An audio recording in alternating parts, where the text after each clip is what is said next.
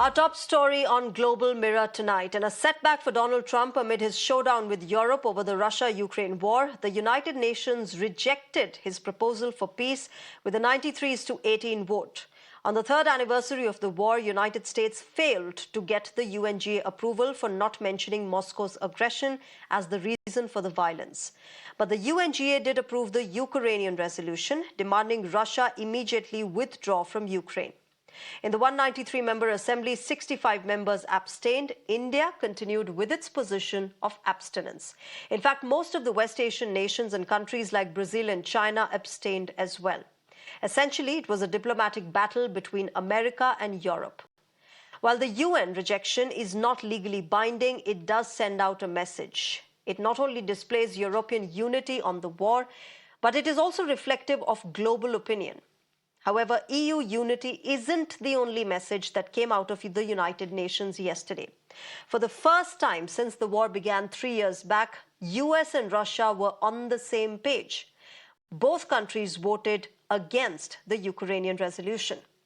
Interestingly, the setback for Trump comes as he met with French President Emmanuel Macron for the G7 summit in Washington, D.C. Et je pense que le président a eu lui-même tout à l'heure et encore aujourd'hui, à l'instant, des mots très clairs. Il veut la paix. Nous voulons la paix, on est totalement d'accord. Nous voulons un deal rapide, mais pas un accord qui soit fragile. Et le fait qu'il y ait des Européens qui soient prêts à s'engager pour apporter leur réponse à ces garanties de sécurité, et qu'il y ait une clarté maintenant du message américain sur le fait que les États-Unis d'Amérique, comme alliés, étaient prêts à apporter justement un soutien, une solidarité à cette approche est pour moi un tournant. Et c'était un des acquis de ce déplacement et de nos discussions. Remember, United States has been pushing for Ukraine to sign the peace deal, with Trump saying that he will be meeting with President Volodymyr Zelensky soon. I will be meeting with President Zelensky. In fact, he may come in this week or next week to sign the agreement, and which would be nice. I'd love to meet him. Would meet at the Oval Office. So the agreement's being worked on now. They're very close to a final deal. It'll be a deal with rare earths and various other things, and he would like to come, as I understand it, here to sign it, and that would be great with me. I think they then have to get it approved by their council or whoever might approve it, but I'm sure that will happen. Now, even though Donald Trump has perpetually ignored Europe in the Riyadh talks with Russia recently, Macron was quick to fact-check the American president over funds to Ukraine. Take a look. Will France support the U.S. being compensated? I support the idea to have Ukraine first being compensated, because they are the ones to lose a lot of their fellow citizens and being destroyed by these attacks. Second, all of those who paid for could be compensated, but not by Ukraine, by Russia, because they were the one to aggress. Again, just so you understand, Europe is loaning the money to Ukraine. They get their money back. No, in fact, to be frank, we paid 60% of the total efforts, and it was through, like the US, loans, guarantee, grants, and we provided real money, to be clear. Yeah. We have 230 billion frozen assets in Europe, Russian assets, but this is not as a collateral of a loan, because this is not our belonging. So they are frozen. If at the end of the day, in the negotiation we will have with Russia, they're ready to give it to us, super. It will be loan at the end of the day, and Russia would have paid for that. If you believe that, it's okay with me. Mr. President, but they get their money back, we don't, and now we do. Well, Trump countering that with a, if you believe that, it's your choice. Well, the contrasting proposals, remember, reflect the tensions that prevail in the transatlantic alliance with Europe over the Trump administration's close and continuous engagement with Moscow. The questions that still await answers are: when will the war end? Will Ukraine bow to Trump's pressure of giving away its mineral wealth? Can Russia and Ukraine afford a fourth year of war? And will the world act towards peace instead of just talking about it? To talk more on this entire evolving and changing nature of the Russia-Ukraine war, on Global Mirror, I'm joined by Mr. Ashok Sajjanhar. He's a former ambassador, Ray Locker, journalist and author. also joins us. I'm also joined by Alexander Khara, former Ukrainian diplomat, and Alexander Bratersky, senior Russian analyst. Good evening and namaskar to all of you. Alexander Bratersky, let me start with you. It came as a setback for America and Russia to have their proposal rejected, to have Donald Trump's proposal rejected at the United Nations.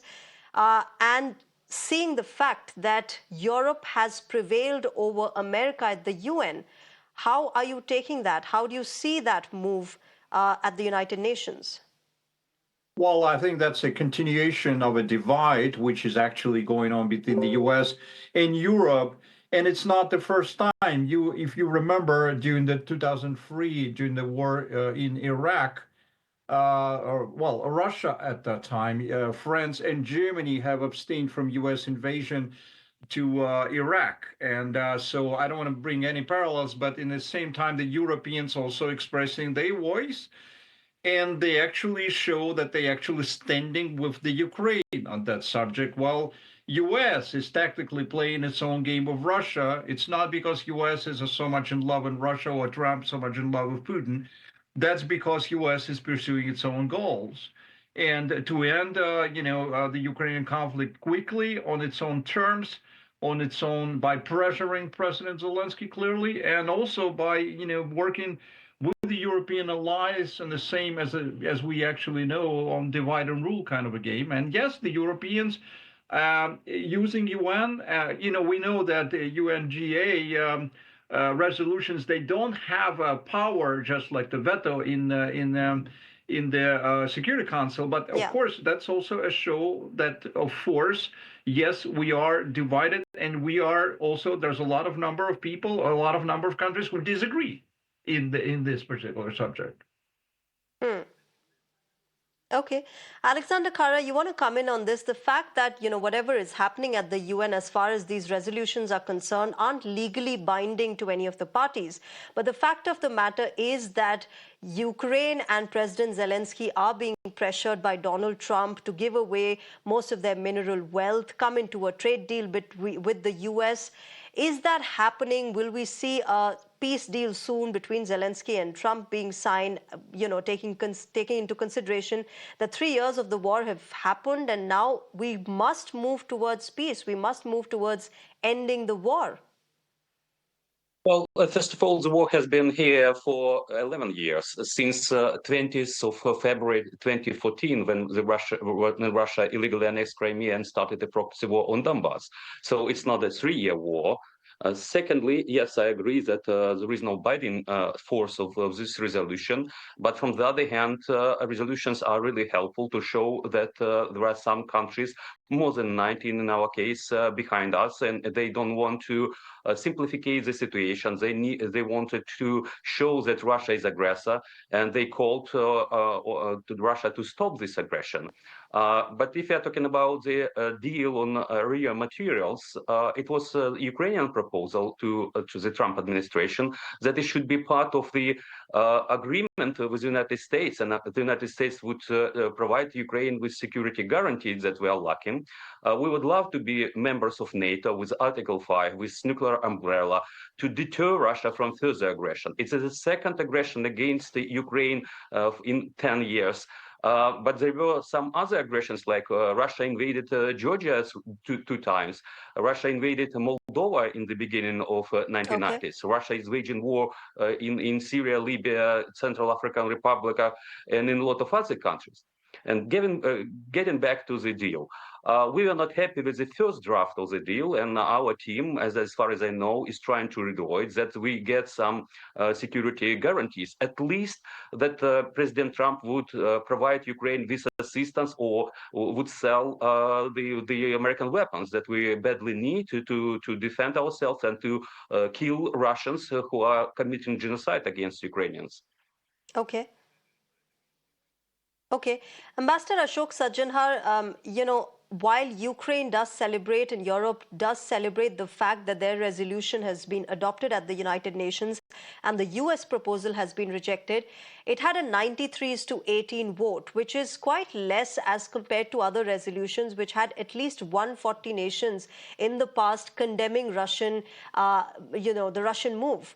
How do you see that really playing out, considering, of course, this is also the first time that US and Russia are on the same side? Yeah, that's right. I think what is also, equally important to note is, you said very correctly earlier it was 140 that has come down to 93. Now, the attrition that has taken place, Shreya, from 140 to 93, it is not that they have gone and joined the Russian position. They have not. Russia still is very heavily isolated. Russia was able to get only 18 votes. Earlier, it was getting 4 or 5 votes. Maybe it has got sort of, more because, the United States has joined, Israel has joined, Palau has joined, Hungary has joined, etc., etc. So maybe a few of, those who are followers of the United States and Mr. Donald Trump. But otherwise, Russia has really not been able to get very many more votes in support. And the resolution has been accepted. So I think in that sense, it's a big, pushback against the United States. And I think the countries are finding out that the manner in which Mr. Trump has been conducting the foreign policy. He has really turned the foreign policy of the United States on its head as it has prevailed over the last 80 years.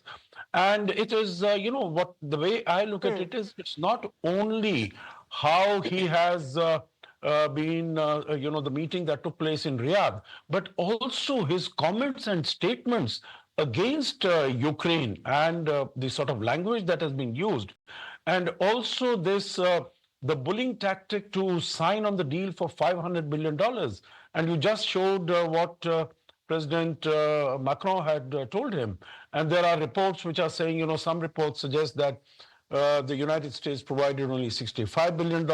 Another report says $120 billion, but nowhere near the, the figure of $500 billion as is being claimed by Mr. Trump. So I think all these aspects will come to light. I don't think signing of the military deal is going to be that easy, although it is going to be done. And I would applaud Ukraine and the Ukraine leadership for having stood firm and not given into pressure.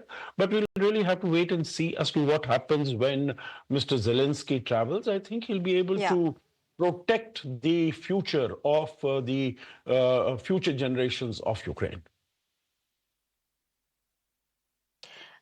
Ray Locker, come in on this. What are the murmurs being, heard there in the United States of America? Donald Trump is saying, I'm going to have a meeting with President Zelensky soon. He's also given that offer of, that critical mineral wealth being taken by the United States of America. What are you picking up there as far as this peace deal being pushed by the United States is concerned? What deal is there? We keep talking about there is going to be some deal, but no one's actually seen it. All we see is kind of an abject surrender by the Trump administration to whatever the Russians want. It's mystifying to most people. It's on brand for Trump because he just does whatever Putin seems to want. Well, Ukraine's going to give up all its mineral rights to the United States because we did the right thing by helping them defend themselves against aggression. And then when it comes up to vote for something that is symbolic, it's not binding, and we whiff on that by joining with Russia and saying that they did not invade Ukraine when everyone in the world knows it. Trump knows it. He says it wouldn't have happened if he had been president in 2022. So he knows that it did happen, but he won't take a stand on it. So when he says something like, oh, it's going to be next week or in 2 weeks, you never know if it's going to happen because he says that all the time. And his support here is crumbling. He started out marginally popular on January 20th, but with each successive day, as he does stuff like this, lets Elon Musk run amok in the U.S. But government. Ray Locker, do you not credit him for the fact that he did initiate those peace talks with Russia in Riyadh? Yes, there were concerns that, Europe and Ukraine were not involved in it. But the fact of the matter is that in the previous talks, when Europe and Ukraine were involved, Russia wasn't involved. You can't have peace talks about ending the war in Ukraine without Ukraine. All the sides need to be there. You don't go which is the same logic that Russia gave in the previous peace talks, right? Russia was not invited in those talks. And therefore, you have somebody like a Donald Trump coming in and saying, you know what, I'm going to talk to Russia first. You know, he's been talking to Russia when he wasn't even president. He knows what Russia's going to say. You have all these negotiators who are appearing in Riyadh, like Marco Rubio and Mike Waltz, who have totally renounced everything they've said up until now when they called Russia the aggressor. Now it's like, well, we'll do whatever Trump wants, but we don't really even know what he wants. He wants what he wants at any particular time. It's subject to change. He's going to sell out an independent country and get nothing back. Okay. Okay. Alexander Bratersky, I want to ask you more about what you think Donald Trump can achieve through what he's been trying to do as far as the war is concerned. Do you think he's going to achieve a peace deal with Ukraine? Do you think he's going to walk the talk? Considering also the fact that a short while back you had the UK Prime Minister Keir Starmer increasing the country's defense spending to 2.6% by 2027 and 3% by 2030. So European countries are, moving towards more and more support for Ukraine. And therefore, do you think Donald Trump would be able to deal with that? Because Donald Trump wants to leave a lot for the defense purposes to the Europeans.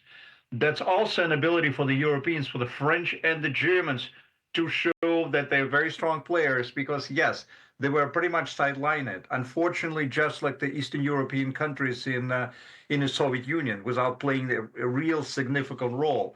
Now, while Trump and Vance are pushing Europeans, the Europeans might actually say, we have a voice. We will definitely, yes, protect Ukraine, do whatever we can. But I believe that even Trump is actually doing a lot of nonsense things.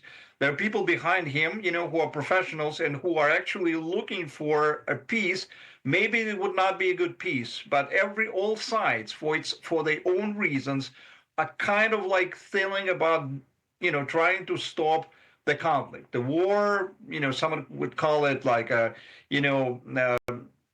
by different terms, yes, Russian invasion, the Russians would say, whatever, but still everybody are Putin for its own reasons, because I don't think so he will be willing to actually continue the war on the same level. The Ukrainians also, who fought bravely, but the country is in devastation. Also the Europeans themselves, the US, because they need to counter China. And, frankly speaking, let's go back to history. President Nixon, who was a hero of Mr. Trump, was actually working very closely with Mao Zedong, who was not a very good person, while in the Soviet Union, the country was ruled by Nikita Khrushchev, much more moderate leader, and so on. Everybody are trying to get whatever they can, and Trump is actually, yes, we have China, so we need to finish it, whatever it can help us. And I would agree, yes, with the President Zelensky visit, we need to wait and see. Every leader, regardless of who Ukraine is going to elect, will definitely defend and try to defend the interest of his own country, and that's I think Mr. Zelensky would do everything in order to protect the interest of the Ukraine, because like every person he's he understands that, because the future generations will ask him, why you sold our country, whatever.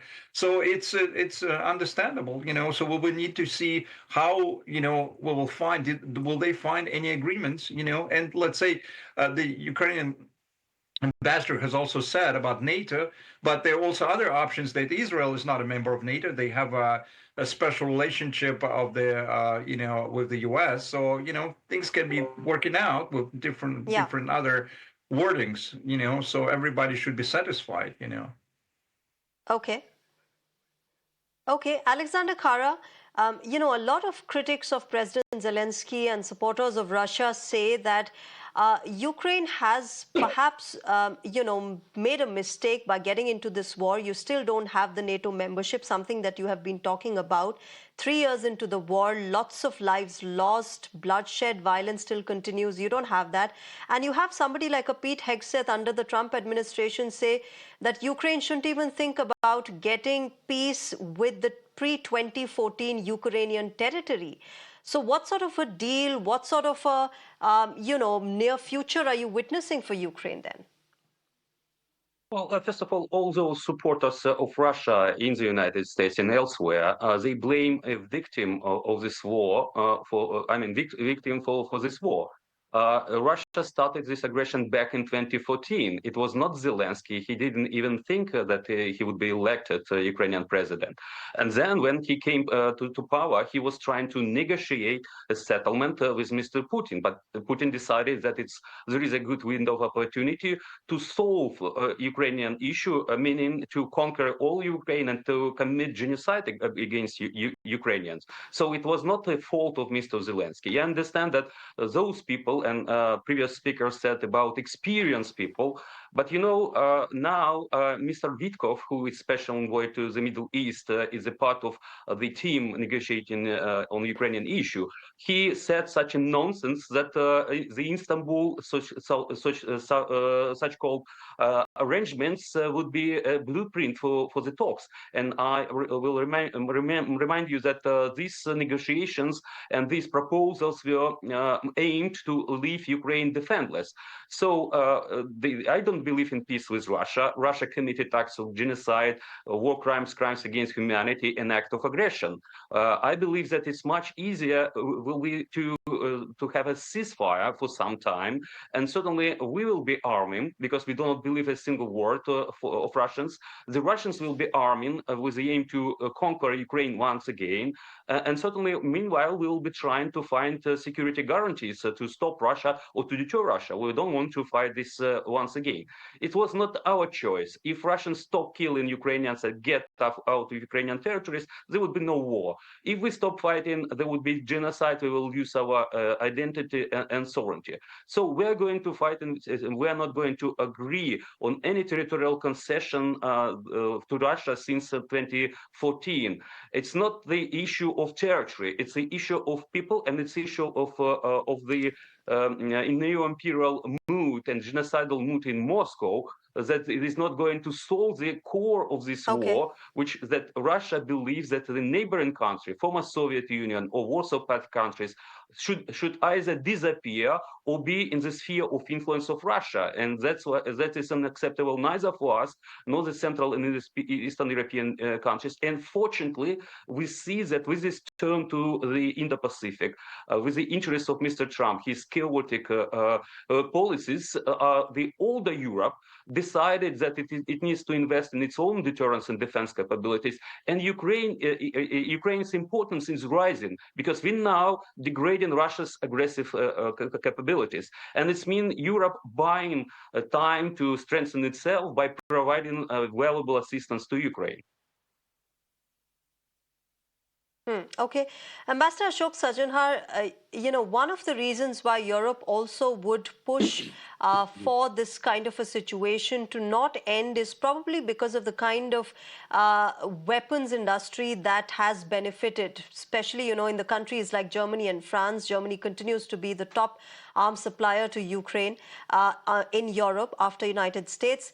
And, they have weakening economies. They want their economies to stabilize. They want more money coming in. They want this entire conflict to sustain for a little more so that, their economies can be helped, isn't it?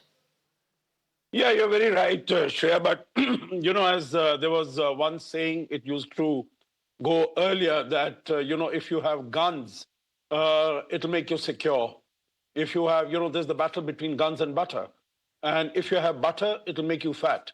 So I think what is preferable? At the moment, I agree with you, they don't have money. But, this is an existential threat, because if America is moving away, if America is not going to give them support, we have seen that as far as France is concerned, it has always been in favor of charting an independent defense policy and not being so dependent upon the United States. And if you, hear the pronouncements of the new elected leader of Germany, Friedrich Merz, he has said, we need independence from the United States. So I think it is coming to them. And as you showed also, that the United Kingdom is putting in more than 3% of its GDP into defense. So I think increasingly these countries will start doing it. I agree with you. It's not an easy choice, But there is no other choice that they have. These countries have their back to the wall, and if the United States has scant respect or doesn't consider NATO to be relevant.